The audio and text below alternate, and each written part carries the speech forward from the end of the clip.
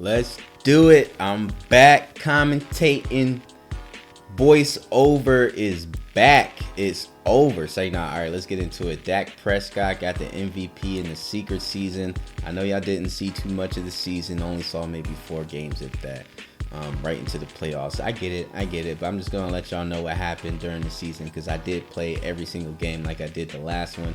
It's just, I don't want to exactly record every single one of them. Anyway, Arthur Bay getting the motherfucking coach of the year for the second year in a row. Let's go. Second team in a row. Texans, then the Golden Eagles. Kareem Hunt getting the offensive player of the year. A 10-7 record on the Panthers. His second year on the Panthers. First year with Joe Burrow, the quarterback. Dalvin Cook in second. Dak Prescott in third. Amon St. Brown and Austin Eckler. Justin Herbert on the Falcons in sixth. Fred Warner, NFC Defensive Player of the Year. Son Reddick behind him. Chris Jones, Shaq Thompson, Miles Jack, Quay Walker. But Fred on a 5-12 49ers team struggling. They're going to have to change some things around, obviously. Drake May, a 10-7 Eagles team. Offensive Rookie of the Year, Jaden Daniels right below him on the Rams, a 3-14 year, but he actually had an even better season than Drake May, honestly. Marvin Harrison Jr. on the Bucks did a really good job. Carson Beck on the Cardinals, 10-7. Surprised me, honestly. I was expecting a Rams 3-14 type record with Carson Beck, but he's actually pretty good for them. Denzel Burke, Defensive Rookie of the Year. I don't know too much of the rookies on the defensive side of the ball, but I know Denzel Burke is probably more of a playmaker. Being on the right team, that's what happens. You know what I mean? Amon St. Brown is the best receiver of the NFC. You got Chris Godwin on the Bucks, Cooper Kupp on the Falcons, Juju Smith-Schuster on the Vikings for his first year, T. Higgins on the Cardinals for his first year with his rookie quarterback, Chris Olave on the Saints. Then we're getting into the best defensive lineman. We got Chris Jones, Dexter Lawrence right below him, Josh Allen right below him, Brian Burns, Josh Sweat, Aiden Hutchinson, second year or third, I can't remember. But yeah, Chris Jones going from the Chiefs to the Bucks. Almost like a seamless transition. Uchenna Nwosu, yeah, best linebacker. Fred Warner is not the best. Rashawn Gary's in there. Micah Parsons is actually in there, believe it or not. J.C. Horn, best defensive back on the Panthers, 10-7. Isaiah Rodgers Sr. is in second. Harrison Smith on the Vikings. Marlon Humphrey on the Bears. You see there, 2 Bears players at the bottom. Very interesting. Jonathan Taylor. Let's get into the AFC. Jonathan Taylor is the Offensive Player of the Year. Joe Mixon's right below him. Alvin Kamara on the Chiefs. His first year in the Chiefs, right below him. Lamar Jackson. Jackson Smith and Jigba. Josh Jacobs. Keenan Allen, my guy. Instead of me, it's Keenan Allen. Best receiver, Keenan Allen is in second. Jackson Smith and Jigba is the best receiver at AFC. I would give it to Keenan Allen. That's just me. I feel like maybe Christian Kirk might have been head-to-head with him also. Jackson Smith. Darius Johnson, Adam Thielen on the Titans actually did well. Justin Jefferson on the Chiefs. Nick Bosa, he is on the Patriots. They're 11-6. Mac Jones is still their quarterback. They turned it around. Myles Garrett's right below him. Khalil Mack is actually doing his thing. Matt Judon, Joey Bosa, his brother, on the Chargers. Dallas Turner, Defensive Rookie of the Year for the AFC. Now, Dallas Turner he's well liked right now as a prospect for the draft. And it's funny that the Chiefs ended up getting him. They needed somebody like him, and he started and excelled immediately.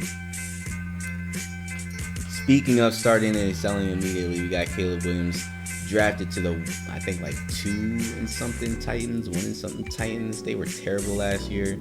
Ended up getting Caleb Williams at the first round pick, number 1 pick, and then went 9-8 right after that. Ended up going to the playoffs. Like that's really how it just went. Khalil Mack, best linebacker, overall 82. So this is more of just him being in a position to make plays more than him just being incredibly talented. Even though he is incredibly talented, you know, he kind of fell off a little bit because of age and whatever.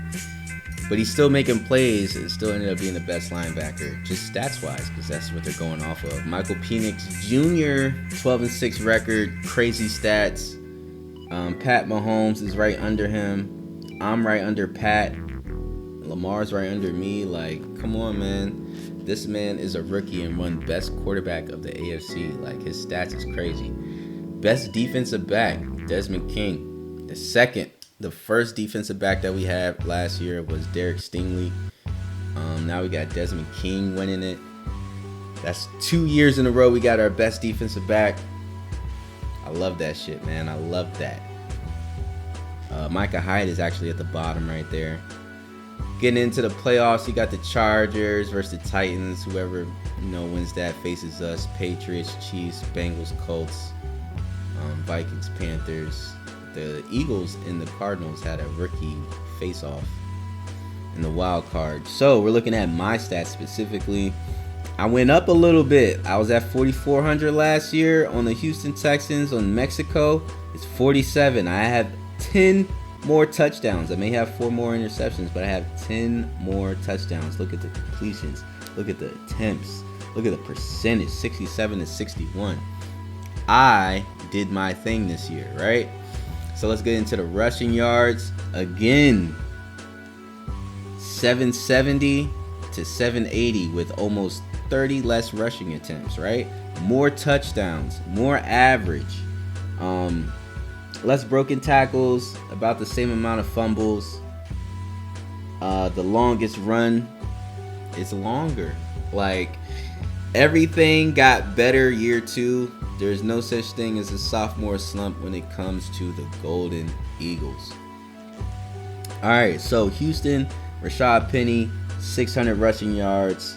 I think like his second most in his career, beyond the Seattle one with 749. Then he gets 728 the next year, 6 touchdowns, only 1 fumble, but that's getting better. He's getting better in the stats. 700 is not bad. So we're getting into another 1,000-yard season for Brandon Cooks. It's 4th one since 2018.